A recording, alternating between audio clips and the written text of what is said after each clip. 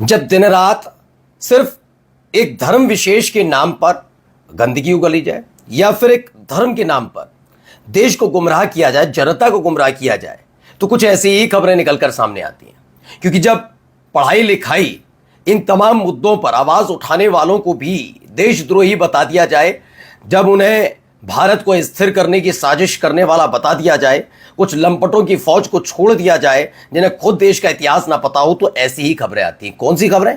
खबरें ये कि हमारे देश का भविष्य यानी कि आपके बच्चों की पढ़ाई लिखाई से बीजेपी शासित राज्य में खिलवाड़ किया जा रहा है। अब आपको बताऊं कि आपको कल ये पता लगे कि जो न्यूटन, अगर मैं पूछूं न्यूटन कौन है तो आप कहेंगे वैज्ञानिक, लेकिन अगर मैं कहूं कि नहीं, बीजेपी शासित राज्य में उस न्यूटन को क्या पढ़ाया जा रहा है? पायलट थे, तो आप क्या कहेंगे? और भी कई जगहों पर कैसे चीजें की जा रही वो दिखाऊंगा। अब तक खबर राम मंदिर में करोड़ों के चढ़ावे की गोलमाल की थी, लेकिन अब देखिए खबर ये भी निकल कर आ रही है कि थाने में रखे हुए जेवरात वो भी गायब हो जा रहे हैं और आरोप लगा दिया जा रहा है बंदर उठाकर ले गया है। क्या खबर निकल कर आती है वो देखिएगा। हिंदू मुसलमान करते करते पहले गाय पर आए और गाय से अब भैंस तक पहुंचे हैं। और क्यों अमेरिका की एक सांसद ने भारत के लेकर, हमारे देश को लेकर जो टिप्पणी की है, इस पर ऐतराज होना चाहिए, लेकिन ऐतराज से पहले ये सोचना होगा ये बयान क्यों दिया गया, ऐसा बयान क्यों है। तो बहुत आपत्तिजनक बयान, मैं भी इसका विरोध, मेरा चैनल भी इसका विरोध करता है, लेकिन क्या हमने कभी इस बारे में सोचा कि जिन लंपटों की फौज वो छूट कर बदतमीजियां करती हैं कि उस पर भी लगाम लगा ली जाए? सोचा कभी? क्या है बताता हूं। नमस्कार, मैं हूं प्राज्वल गौतम और आप देख रहे हैं the live TV. The live TV, सच सबसे आगे।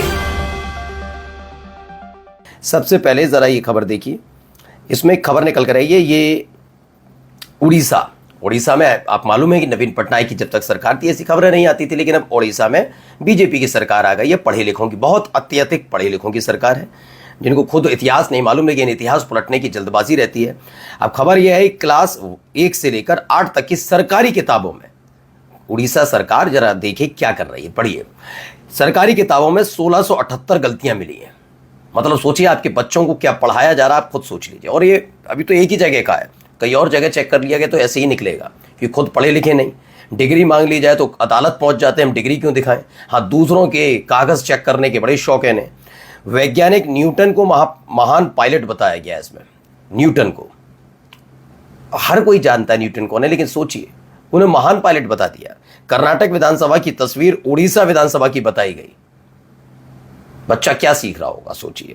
हम्पी मंदिर परिसर की तस्वीरों को कोणार्क सूर्य मंदिर नाम से छाप दिया गया। उड़ीसा की नियमगिरी पहाड़ियों को झारखंड में दिखाया गया। सरकारी स्कूल में नए सत्र के लिए किताबें तैयार की गई थी। सीएम ने जांच कमेटी बनाई है, 7 दिन में रिपोर्ट मांगी है। बस रिपोर्ट खेलते रहो, जैसे वो नीट वाले मामले पर मांगते रहे कि अब एयरफोर्स कराएगी, आप क्या करोगे फिर। ये इनकी पढ़ाई लिखाई का इनका पूरा का पूरा जिम्मेदारी है। आप समझिए किस नीति के साथ आए, क्या पढ़ते हैं, खुद क्या पढ़ते हैं, क्या पढ़ाते हैं। आइए एक और खबर निकल कर अब आ गई है सामने। खबर है 1 करोड़ के गहने पानी में गल गए, बाकी बंदर ले गए। कोर्ट में बोली पुलिस, जज रह गए हैरान। ये उत्तर प्रदेश का रवैया है, यहां पर कुछ ऐसा होता है। खैर, हैरत वाली बात नहीं, जब भगवान श्री राम जिनके नाम पर ये चुनाव लड़ते रहे, अयोध्या के नाम पर चुनाव लड़ते रहे, वहां के मंदिर में रखा हुआ दान पात्र में रखी हुई धनराशि ही सुरक्षित ना हो तो क्या ही उम्मीद की जाए। योगी आदित्यनाथ के राज में लूट मची हुई है। उधर राम मंदिर में चंपत राय बंसल टीम ने अरबों रुपए और सोने चांदी चढ़ावे की लूट लिया। इधर थाने में रखे जेवरात पुलिस लूट ली और बता रही है कि बंदर सोना उठा ले गए। सच में यूपी में जंगलराज है, असल जिम्मेदार मुख्यमंत्री हैं, ये आईपी सिंह का दावा है। खबर भी सोचिए कैसी कैसी निकलकर सामने आ रही है। क्यों? क्योंकि हमने पढ़ाने लिखाने से ज्यादा या सुरक्षा करने से ज्यादा इन सब चीजों का तमाशा ज्यादा जारी रखा, इसलिए जरा देखिए। ये तुम चंद पैसों के लिए जो हमारे इनके धर्म के पूरे की शर्म नहीं है तुझे? अबे ओए, क्या इसमें कहाँ लेके जाना है? साइड में लगा, साइड में कहाँ लेके जा रहे हो? क्या नाम है? रोज नाम है सोनू, आधार कार्ड चेक करा।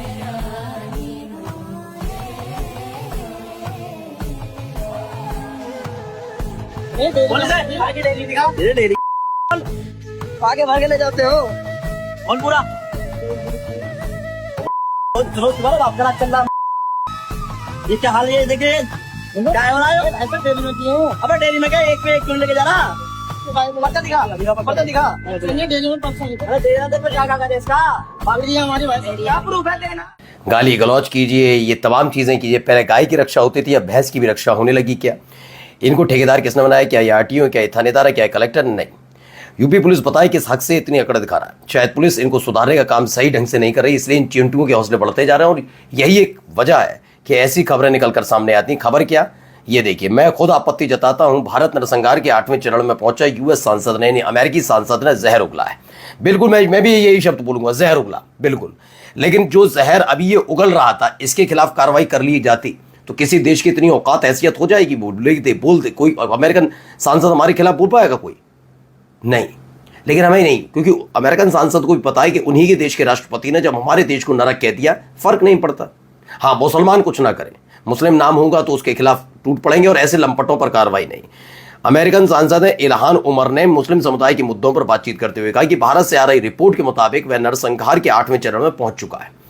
दरअसल 8वां चरण यानी उत्पीड़न, जिसमें किसी अल्पसंख्यक समूह को बड़े पैमाने पर निशाना बनाया जाता है। मैं बाकी जो इन्होंने कहा कि नरसंहार वाली बात, ये सब बहुत गलत है और उसके खिलाफ आपत्तिजनक मानते हुए फौरन इस पर रिपोर्ट करनी चाहिए। रिपोर्ट का मतलब ये कहना चाहिए कि आपकी हिम्मत क्या है, कैसे हुई? आप अपने देश को देखो पहले, कि आपके देश में तो पुलिस वाले खुलेआम गोलियां चला रहे हैं, ट्रंप को फर्क नहीं पड़ता। लेकिन हाँ, ये भी बात तो मुझे कहनी होगी ना कि ये जो होते हैं तमाशे, क्या आखिरी वाली बात पर तो है ना, अल्पसंख्यक समूह को बड़े पैमाने पर निशाना बनाया नहीं हो रहा? क्या कह दो नहीं हो रहा? अमूमन ये तमाशे हर जगह देखने को मिल रहे हैं, और उनको कितने दिन तक दबाओगे? यहाँ देखिए, अब जरा सुनिए यहाँ क्या कह रहे हैं, इनको सुनिए। 3:30 बजे का टाइम था सैटरडे को। 4 महिलाएं आती हैं कि हमारे घर में शादी है और शादी के लिए हमें शेरवानी चाहिए। तो मैं उनको शेरवानियाँ दिखा रहा था। शेरवानी दिखाते दिखाते उन्होंने शेरवानी के बाद उन्होंने कहा कि मुझे सूट वगैरह भी देखना है। और मतलब बातें करते करते उन्होंने कुछ ऐसे अल्फाज इस्तेमाल करना चालू किए कि मुझे कुछ शक सा पैदा होने लगा कि कहीं मेरे साथ कुछ गलत तो नहीं हो रहा है। और वही हुआ, उसी पल में वो लेडीज़ यहाँ से खड़े होकर सीधा मेरे ऊपर बदतमीजी करने लगी, आर्ग्यू करने लगी और बोली तुम मुसलमान हो, तुम लोग ऐसी तरीके से रहते हो और तुम लोग जो है गलत तरीके से काम करते हो। मतलब वो चारों महिलाएं जो हैं वो मेरे ऊपर टूट पड़ी। मामला क्या है? मुंबई का है कि आप दाढ़ी, टोपी और मुस्लिम नाम ही किसी को निशाना बनाने की वजह बनते जा रहे हैं। मन्नत शोरूम के मालिक रफ़ात हुसैन का आरोप है कि उनकी मुस्लिम पहचान की वजह से उन्हें निशाना बनाया गया। उनका कहना है शिकायत दर्ज कराने के बावजूद आरोपियों की बजाय उनके खिलाफ ये एफआईआर दर्ज कर दी गई। बताया जा रहा है कि वारिस पठान ने पुलिस अधिकारियों के से बात कर निष्पक्ष जांच की मांग की। वारिस पठान और इम्तियाज जलील से गुजारिश है कि इस मामले में ये मुस्लिम वॉइस कि रफ़ात हुसैन को कानूनी मदद दें और इंसाफ दिलवाएं। अब देखिए कैसे कैसे हालात पैदा हो रहे हैं। और फिर कहा जा रहा है कि उसने आपत्तिजनक बात कही। हाँ, बिल्कुल आपत्तिजनक है भारत के बारे में बोलने में, लेकिन भारत के बारे में बोलने से पहले अपने देश को देखें। लेकिन अपने देश में क्या हो रहा है वो कौन देखेगा? सरकार का मुखिया, उनके इशारे पर काम करने वाली पुलिस। लेकिन क्या ये लोग काम कर रहे हैं?